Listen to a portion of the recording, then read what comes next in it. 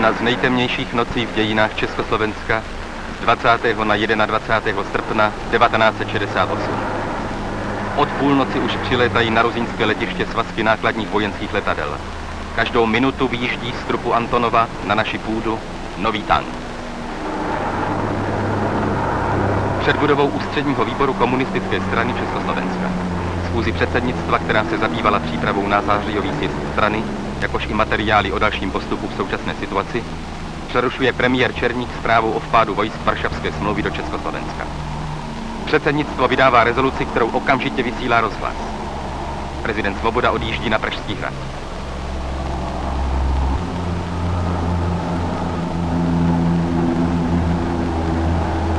Gruzínské letiště obsadili někteří členové státní bezpečnosti, kteří o agresi věděli už v 8 hodin předchozího večera.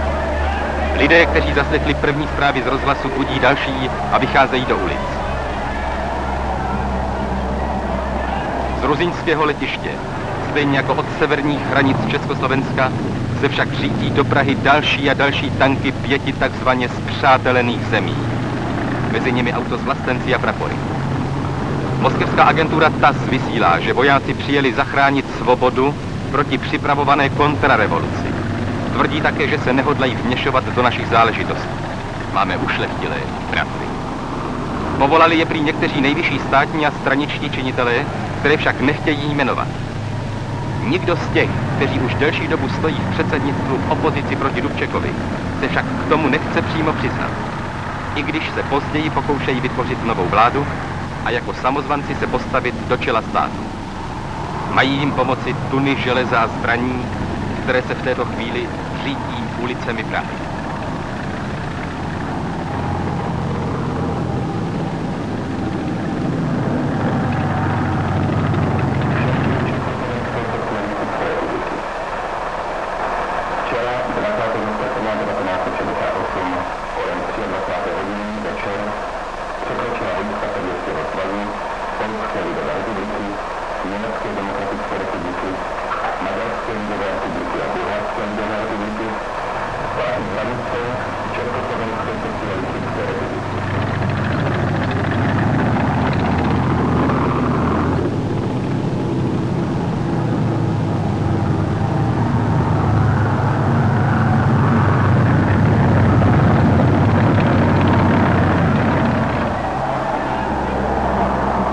Datum a hodina na pražském orloji. Praha na rozbřesku. Lid je na nohou. Táhne k budově ústředního výboru strany. Sem přivedla volha sovětského velvyslanectví oddíl paradesantních jednotek se speciálním výcvikem. Členové předsednictva v budově v čele s Alexandrem Dubčekem byli zatčeni. Je toto z hlediska práva vůbec možné? Avšak Sověti a jejich spojenci se, jak se později ukazuje, neštítí ničeho. Někteří sovětští vojáci ani netuší, kde byli vysazeni. Teprve později se dovídají, že jsou vlastně v Československu. Mnozí z nich si po rozhovorech s našimi lidmi uvědomují přes usilovnou propagandu velitelů, k jakému hanebnému přepadu vlastně došlo. První okupační jednotky musí být proto po několika dnech vyměněny novými spolehlivějšími, kterým velitelé tvrdili, že Prahu v prvních dnech okupace zničili kontrarevolucionáři. Před budovou ústředního výboru strany padají první výstřely. Posádka obrněnce s číslem 002 má na svědomí první 2 lidské oběti. Vraždil obrněnec 002.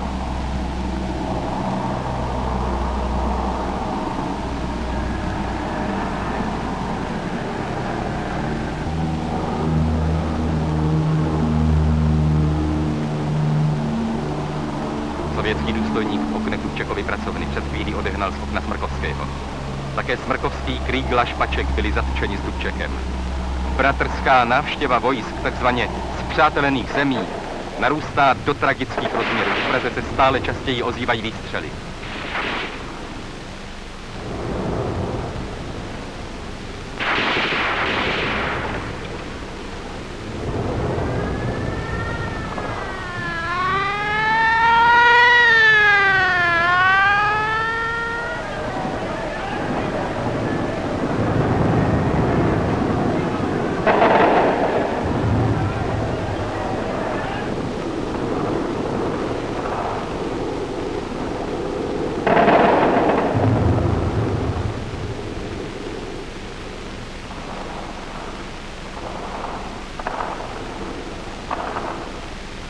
Dezinformovaní ruští vojáci střílejí v panice i po sobě.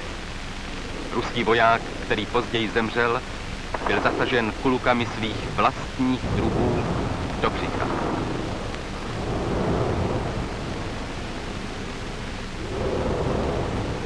Nad Prahou se sice rozednívá, ale hrozná noc stále trvá. Davy skandují především dvě jména, symbolizující suverénní, svrchované, svobodné Československo. Dubček, Svoboda. Další a další jednotky obsazují důležitá i méně významná místa. Nejsilnější jsou u předsednictva vlády, které bylo obsazeno nejprve. Násilím byl odsud vyvlečen premiér Černík. Těla rozmístěná v parcích míří i na Pražský hrad.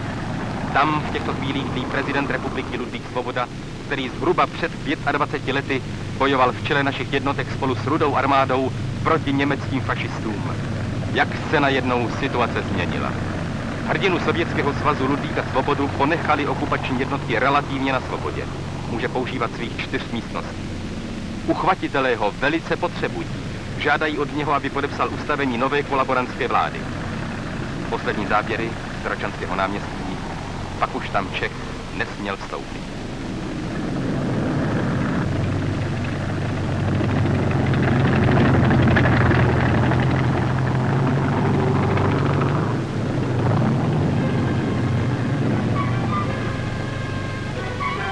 Agresoři se však ve svých plánech poněkud přepočítali.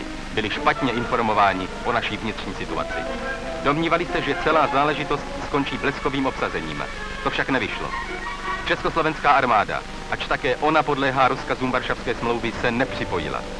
Z příslušníků státní bezpečnosti kolaborovali v prvních dnech jen někteří. Lidé, dělníci, včetně lidových milic, se k okupantům nepřipojili. Naši takzvaní přátelé zůstali osamoceni a museli začít bojovat hrubou silou proti bezbranným, chytrým českým lidem. David a Goliáš.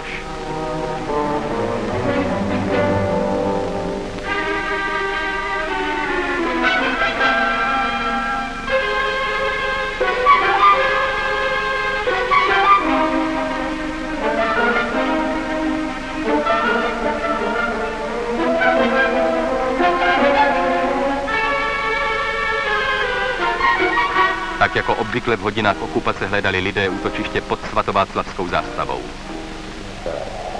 Nepomůžeme ničemu v současné situaci tím, že budeme vytvářet barikády, eventuálně další věci dělat, které by vedly ke srážce, která v současné době nemá žádný smysl. Vedla by pouze k obětem, které nikdo nechce, aby padly zbytečně. Okolo 8 hodiny raní před budovou Československého rozhlasu, který stále ještě není obsazen. I když už po 2. hodině noční, například ředitele spojů Hoffmana, byly vypnuty vysílače. Později se však statečným spojařům podařilo spojení znovu navázat a rozhlas mohl vysílat dál zprávy o napadení Československa. Budova rozhlasu je památné místo. Tady se sváděly boje v květnu 1945. Tady se bojuje v srpnu 1968. Poprvé s Němci, po druhé se Sověty. Pokaždé s evropskými velmocemi, mezi nimiž leží náš stát. Sovětské tanky obsazují Vinohradskou třídu po celé délce až k Olšanským hřbitovům. Barikády z aut a autobusů brání v okamžitém obsazení budovy. Zde dochází také k dalším vzrušeným rozhovorům se sovětskými vojáky, z nichž někteří už pomalu začínají chápat, že není nejmenšího důvodu k této násilné okupaci. Armáda je však drill, vše funguje na rozkaz. Sovětští velitelé nařizují obsadit budovu rozhlasu. Schyluje se ke krveprolití. Mladí lidé si sedají pod pásy tanků. Objevují se první plameny, i když zatím jde jen o hořící kaluže nafty. První den okupace začíná dramaticky.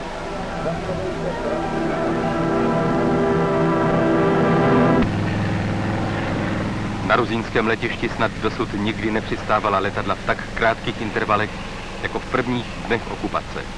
Nové, nedávno otevřené, moderní letiště. A komu dnes musí sloužit? Těžká letadla typu Antonov přivážejí další a další bojovou techniku. Odtud prý už první den odletěli jako zajatci do Moskvy Dubček, Černík, Smrkovský, Kriegl. Přehlídkovou jednotku netvořili chlapci v bílých rukavicích. ale po zuby ozbrojení samopalníci. Pohled z místa, kde stával pomník Josefa Vissarionoviče Stalina, jistě by měl dnes velkou radost. Někteří sovětští vládcové se od jeho dob příliš mnoho nepoučili.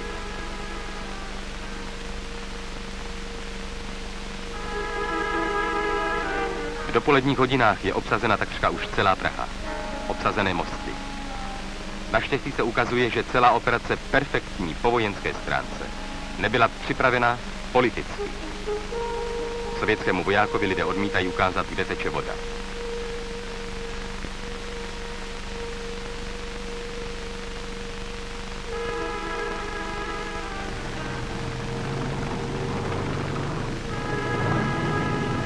Z letenské pláně se stává letiště.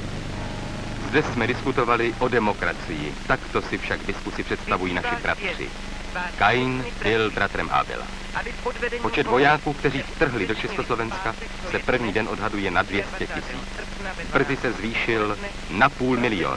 Počet tanků, které obsazují Prahu, dosahuje 500. Přesto se okupantům nedaří přivodit rozhodující zvrat situaci. Vážení přátelé, kteří jste nás napadli, takhle se přece puče nedají dělat. Neměli jste předem připraven dostatek kolaborantů, které byste posadili na trůn. Nenašli jste zatím nikoho, kdo by byl ochoten před světovou veřejností prohlásit, že vás požádal o pomoc. Zrádců se objevila pouze hrstka a těm se nepodařilo zlomit vůli obou našich národů. Agresoři obsadili některé důležité vysílače a budovy rozhlasu a televize. Vysílá se však dál v těsné blízkosti tanků a samopalů. Před obchody se tvoří fronty, avšak distribuce potravin funguje. Nejnutnější životní potřeby jsou, takže jsme na tom možná nakonec lépe než okupační vojska, jehož někteří příslušníci se v prvních dnech netajili tím, že mají hlad či chuť na cigaretu.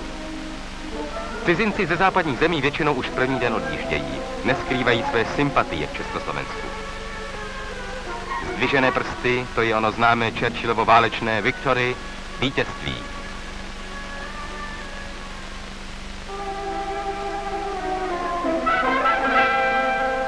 Hollywoodskou hvězdu Shirley Temple zastihl vpád v pražském hotelu Alcron. Doufáme, že i od ní se svět dozví pravdu o srpnových událostech v Československu. Účastníci Světového geologického kongresu v Praze nabídli svou krev transfuzním stanicím. Ve středu předpolednem vrcholí boj o rozhlas. Sovětští vojáci se snaží prorazit barikády a zapálit je. Nad Prahu stoupá velký stožár černého dýmu války. Boj pokračuje na jiné frontě.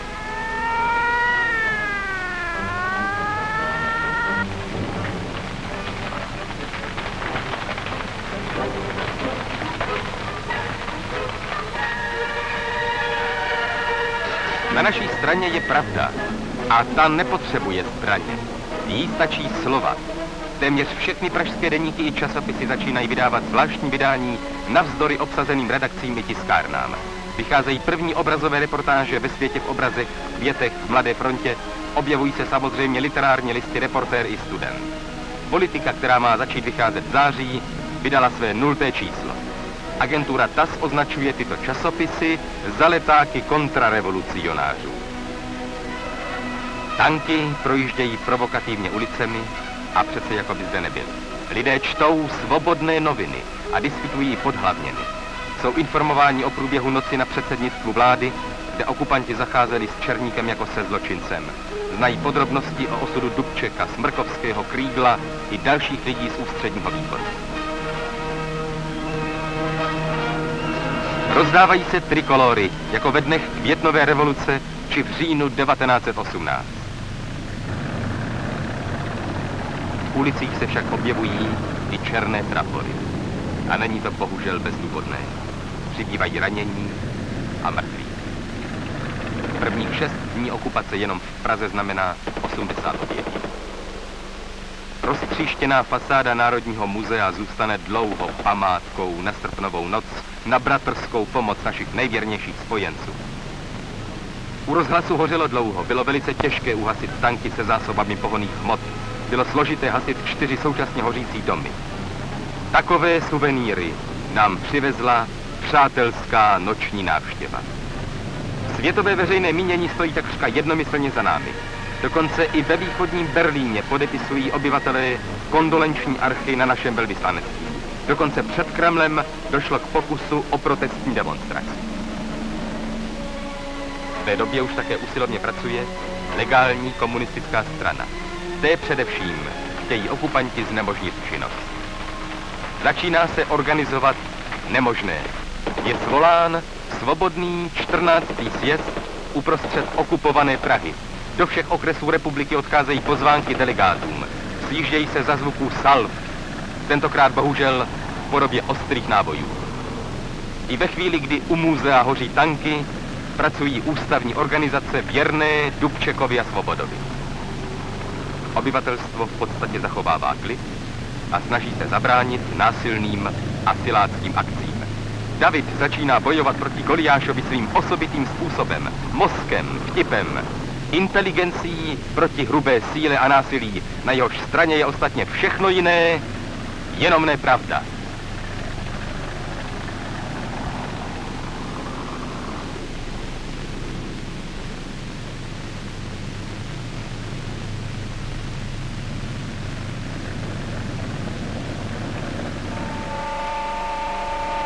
První den, poledne. 5minutová generální stávka. Další důkaz naší jednomyslnosti. Vždy s rozvahou, vždy s rozumem.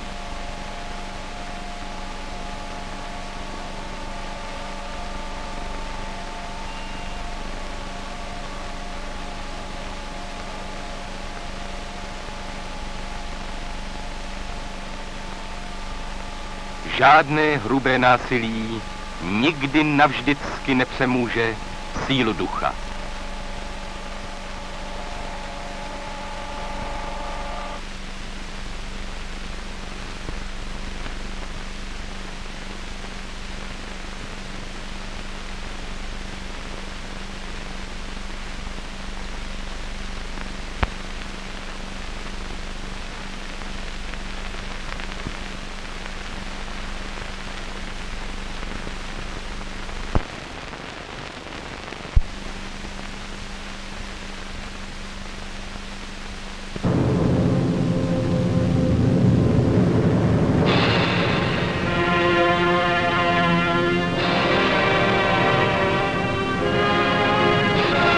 Praha, úterý 27. srpna 1968.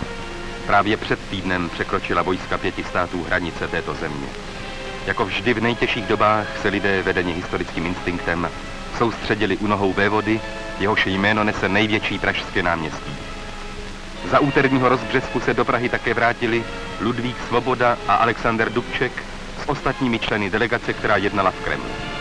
Jejich stále odkládaný návrat byl očekáván s netrpělivostí a s nadějemi. Většina tanků z pražských ulic v noci z pondělí na úterý zmizela. Na hlavním nádraží byl už normální provoz. Předsednictvo vlády také bez tanků a kanónů. Naši občané měli v úterý přístup i na Hradčanské náměstí. Celý týden neprodyšně uzavřené. Prusunové vysílače na zahradě sovětského velvyslanectví se přestali pokoušet o další činnost. U parlamentu pod Jindřišskou věží čekali lidé na jasné slovo. Zatím hovořili s Emilem Zátopkem, který odložil týdenní převlek brýlatého dědy v pumpkách a v plstěném klobouku. Skrýval se tak před pronásledovateli po svém prvním vystoupení u svatého Václava. Naproti v televizi jsou ještě vojáci. Zátopek však může stále důvěřovat svým slavným nohám. Mezitím se zde scházejí už poslanci, kteří zasedali nepřetržitě celý týden a dokonce v obsazeném parlamentě spali. Za chvíli se mají dozvědět z úst svého předsedy Smrkovského autentické zprávy z Moskvy. Postoj Národního shromáždění k výsledkům jednání bude pro další vývoj také velmi důležitý.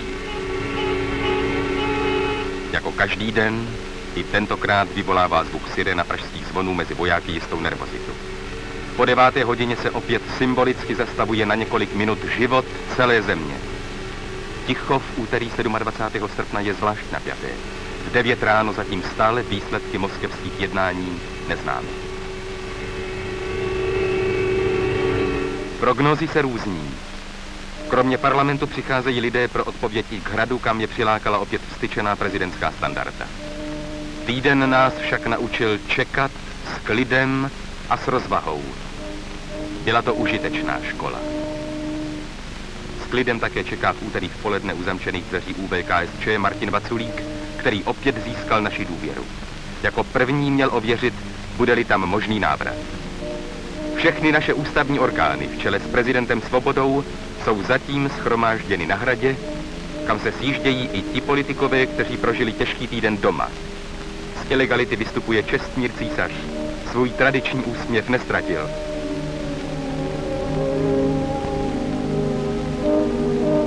Primátor hlavního města Prahy Ludvík Černý. Konečně vidíme i tvář Alexandra Dubčeka.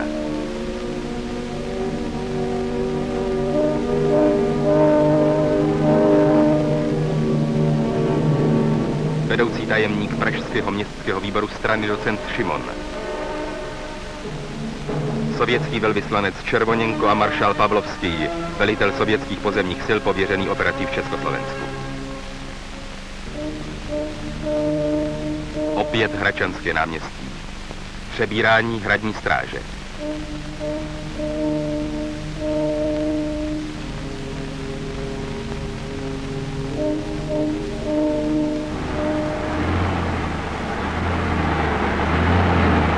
Blesková vojenská operace a mnohonásobná jasná přesila však neznamenají konec všech potíží. Nenašel se nikdo, kdo by pomohl ve svízelné situaci.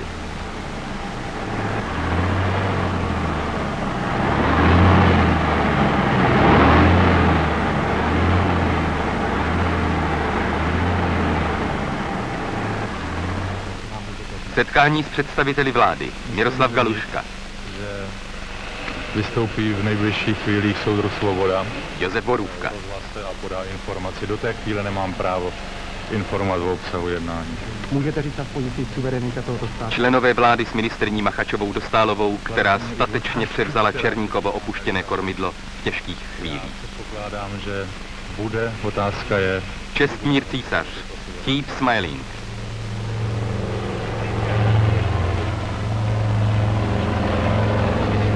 Josef Pavel. Naše bezpečnost v pořádku. Můžeme se plně na ní spolehnout. Dneska myslím, že naše bezpečnost prošla generální zkouškou a že se na ní skutečně můžete spolehnout. Vy plně ovládáte bezpečnost a je na vaší straně. Ano, bezprostředně jsem ji řídil v těch pohnutých dnech. Plnili velmi dobře rozkazy a já jsem skutečně hrdý na to, že tu zkoušku složili na jedničku. Máte nějaké informace o Generál Martin Zůr. Na našem území? na našem území? Ja som nebol, teraz idem na svoje pracoviště a tam sa dozvediem. Je toho dosť moc, to sú 100 000 ľudí, ktorí sú u nás na našem území. Opět velvyslanec Červoněnko. V autě je maršál Pavlovský.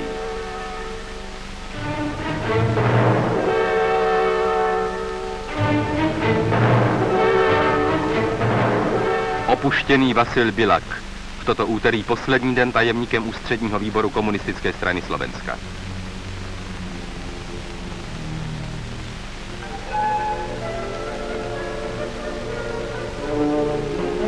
Bilak stále neví, kam nasednout.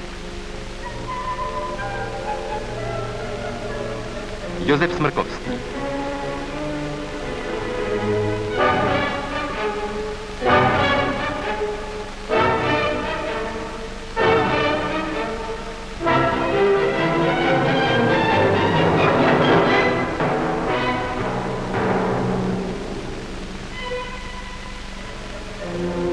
Bilak konečně odjíždí. Doktor Usák, čajka sovětského velvyslance.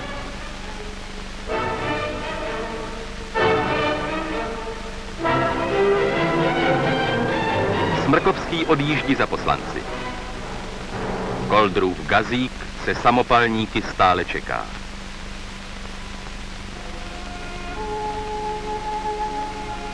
V úterý popolední se u svatého Matěje odehrála také smutná událost.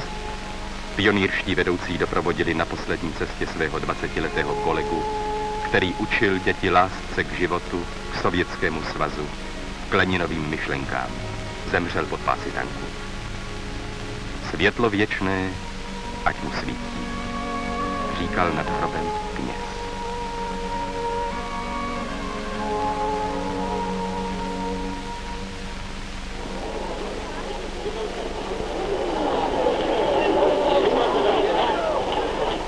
Jsou reálné důvody k tomuto téměř triumfu, jaký připravili pergamenově bledému Smrkovskému Pražané.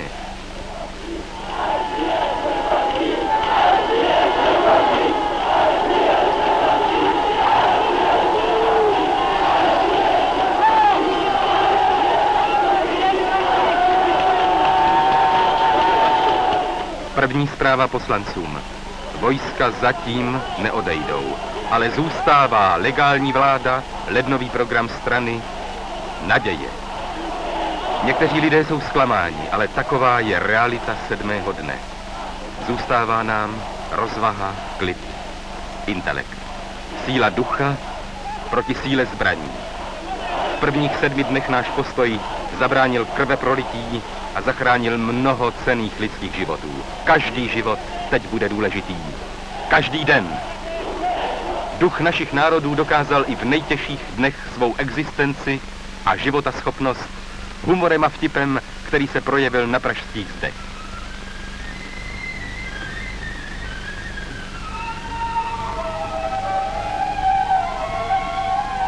Světlem 7.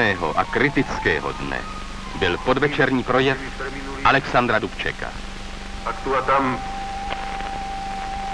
sa prejaví nejaká predstavka i v tejto mojej mnohom improvizovanej reči a improvizovanom vystúpení.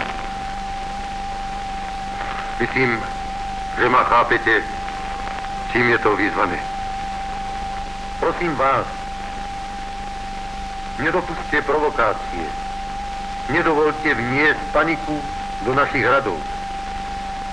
Nezostáva nám v ťažkej situácii nič iné, ako napnúť všetky sily, všetok rozum, aby sme v ďalšej práci skutočne obstáli. Nezahynie národ, v ktorom sa každý dokáže riadiť tak svojim rozumom, ako svojim svedomím. Prosím vás všetkých, drahí moji spoluobčania, Čechov i Slovákov, komunistov i členov ostatných politických strán Národného frontu. Prosím všetkých robotníkov, rolníkov, prosím našu inteligenciu, všetok náš ľud. Zostaňme jednotní, kľudní, hlavne rozvážní. Pochopme, že len v tom a v našej vernosti socializmu, v našej čestnosti, v našom úsilí a charaktere je záruka cesty vpred.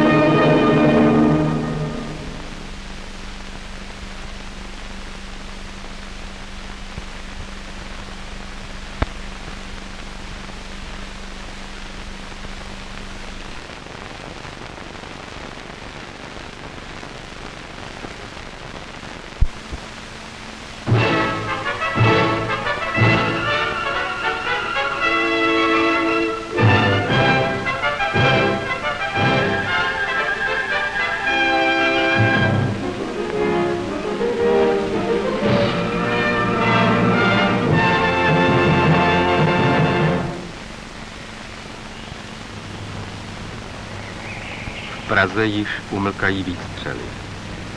Dramatické léto se proměňuje v nepříjemný, chladivý podzim. Deště smíjí krvavé skvrny z dlažby, na čerstvé hroby se začne brzy snášet žluté listí. Jednou z posledních srpnových obětí byla 25letá maminka 2letého dítěte, zastřelená na Klárově.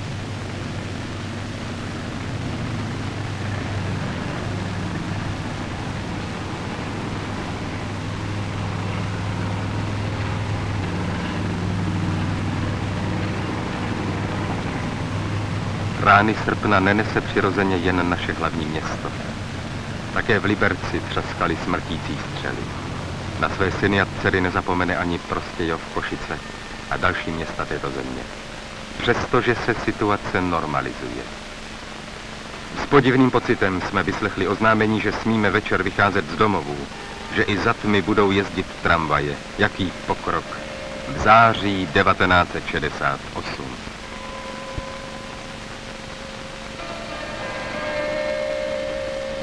Situace se normalizuje.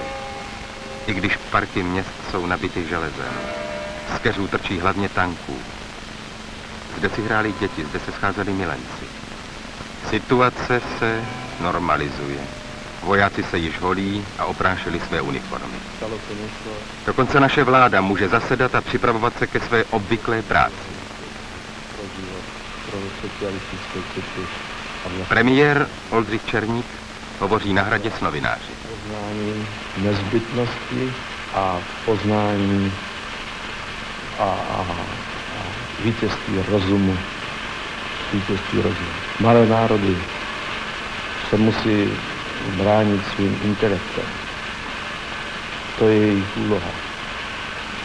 Myslím, že došlo k velkému nedorozumění. Socialismus v Československu bude žít a vyjde i z těchto těžkých chvíl, jsem přesvědčen, silný. Ludvík Svoboda a Alexander Dubček se 3 dny po svém návratu z Moskvy setkali s veliteli naší armády. Muž s bratkou je náčelník hlavní politické správy generál Bedřich.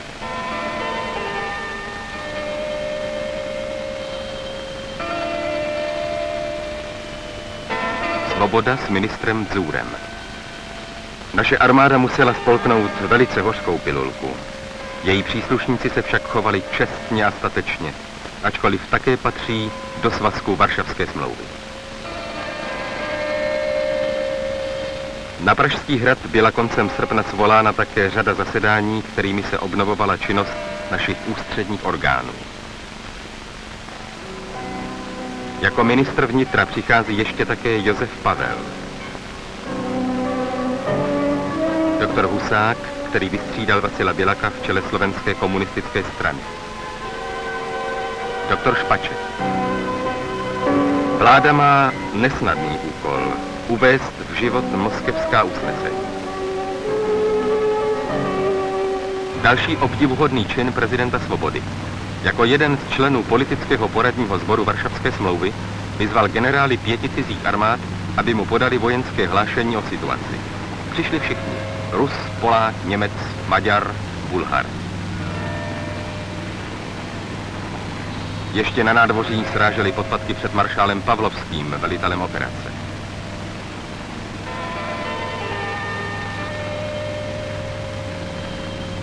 Německý generál.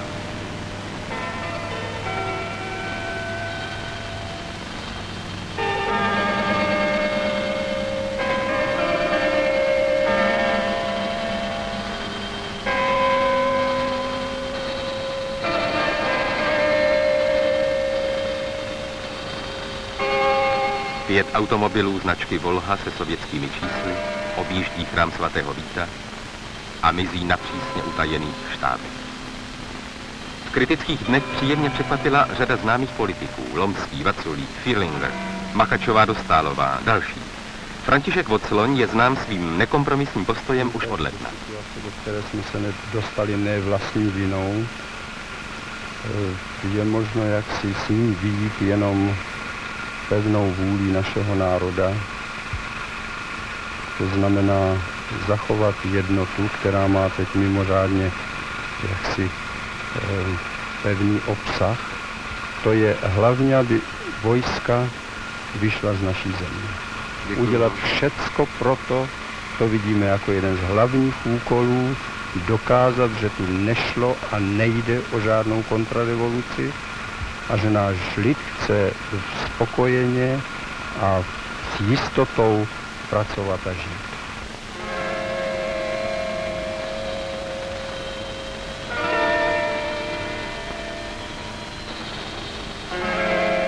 Zasedání ústředního výboru v sobotu posledního srpna se nekonalo v obvyklé atmosféře. Desítky tanků v Praze byly ve stálé pohotovosti. Pražský hrad, jindy v tuto dobu světové turistické centrum, je přísně uzavřen. Členové ústředního výboru a vlády si nemohou jít o přestávkách popovídat ven s Pražany, jak si zvykli za posledního půl roku. U Matyášovy brány nestojí zástupy kameramanů a fotoreportérů z celého světa, jako ještě před několika týdny. Jsme tu s kamerou sami. Na hradní nádvoří přijíždějí jen přísně kontrolované Volhy a 603.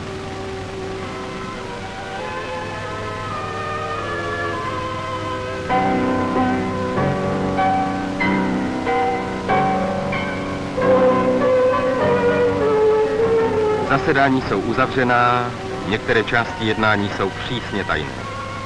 Novináři sem už opět nemají přístup. Stejně jako jsou pražské parky uzavřeny pro děti a pro milence. Na sobotním plénu ústředního výboru, které skončilo až po půlnoci, ještě proběhla ostrá diskuse. Jeho závěry se však vrátily k jedině možnému. Řekl to už v úvodním slovu Dubček. Naším bezprostředním úkolem je plnit závěry z jednání přijatých v Moskvě. To je také jediná cesta, jak dosáhnout odchodu cizích vojsk z našeho území. Na ústředním výboru zůstali Indra, Bilak, Piller, Jakeš, ale přišli také jiní, kteří mají důvěru veřejnosti. To byl pozitivní rys zasedání. Žijeme v nenormální situaci.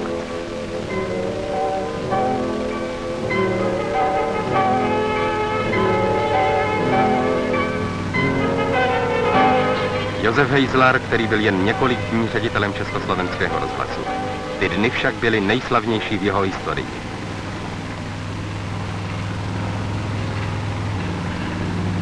Na sobotní zasedání UV přiletěla také jeho excelence Vladimír Koucký, československý velvyslanec v Moskvě.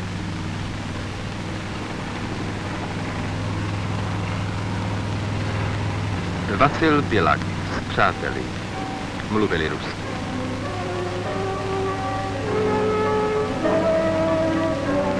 Muž bez brýlí je doktor František Kriegl, v této chvíli pouze primář, nikoli člen předsednictva UVKSČ. Doktor Čestmír Císař, v této chvíli už pouze předseda České národní rady. Josef Pavel, bývalý ministr vnitra, v této chvíli opět tramp a zahrádkář. Jeho nástupce 57letý Jan Pelnář, do té doby předseda KNV v Plzni.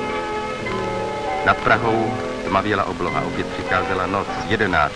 od té první. Je tma, situace se normalizuje, ale všechna světla ještě nesvítí. Nápis na standardě v noci není čitelný, ale ráno jej uvidíme.